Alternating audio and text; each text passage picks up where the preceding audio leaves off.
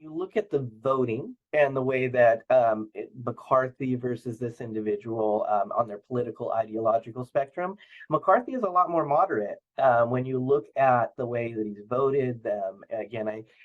And when you look at this gentleman, he's definitely more right than McCarthy. We know that part of the challenges with McCarthy was that his bipartisan support for funding the government was not received well by these members.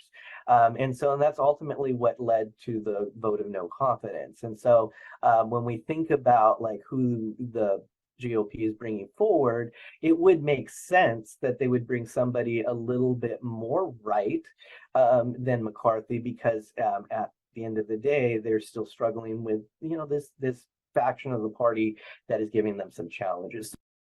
News from the nation's capital this afternoon, where just a little while ago, House Republicans have elected a new speaker.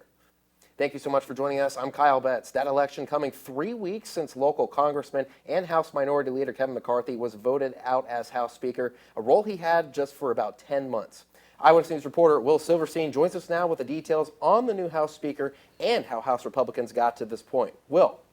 Yeah, Kyle, it has been a long time coming to finding a new speaker, and now we finally have one. His name is Mike Johnson from Louisiana. A crucial thing to note about Johnson is he comes from the Republican Study Committee.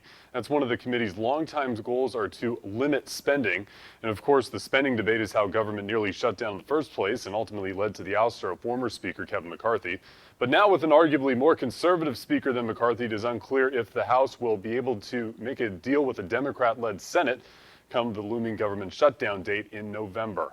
The Speaker of the House has to cut deals to make things work. He has to negotiate with a Democratic-run United States Senate and with a Democratic president. He's going to have to compromise. So ideological purity works really well when you're in the Republican conference, but when you are forced to deal with the other party, it certainly means that you don't get everything that you want. And the jury is still out, so to speak, on Speaker Johnson's ability to compromise with Democrats to get things done. One major point of contention between moderate members and the GOP, moderate members of the GOP and Johnson's wing of the GOP may be military spending. We also have now a $100 billion package that Joe Biden has talked about to fund the Israel-Hamas war.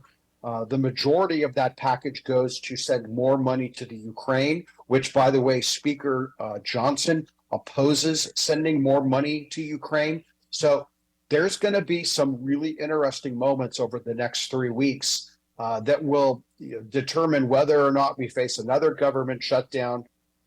We just spoke with local Congressman David Valadeo to get his thoughts on the new speaker. You can hear from him tonight and the latest on the new speaker at 5 p.m. on our sister station, Kbak-Tv CBS. Reporting in studio, Will Silverstein, Eyewitness News.